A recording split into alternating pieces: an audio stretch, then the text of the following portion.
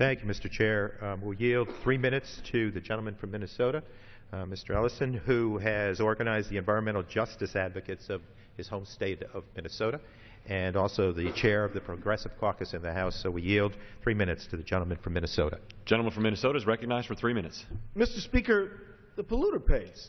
The polluter pays, and that's a simple idea with very broad appeal. The company responsible for causing the pollution should have to pay for the cleanup. Makes sense?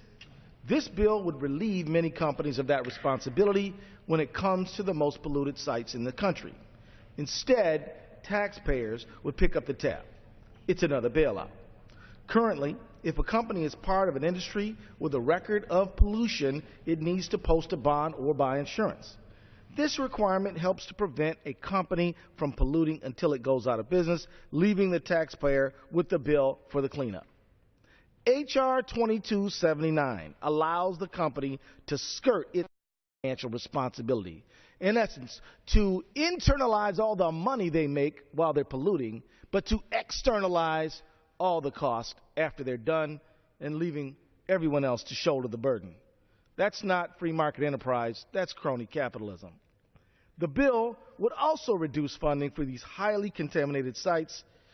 It should be increasing funding for these sites so that their cleanup does not drag on for decades. Less funding is not the answer.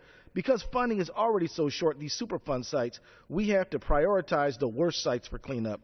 And the result is the National Priorities List. This bill would disrupt that priority system.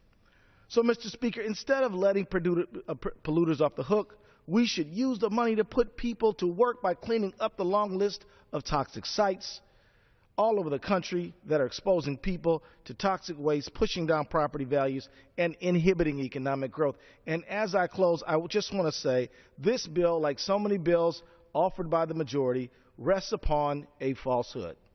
And that is that health and safety regulations hurt the economy. They don't. It's not true. It is a false statement, and there's no evidence for them to prove that it is true. And yet they want us to believe that as these companies deregulate and get tax cuts and all these other bennies, that they're going to use the extra money they get in order to create jobs, which they never do. Reject this bill. It's a bad idea.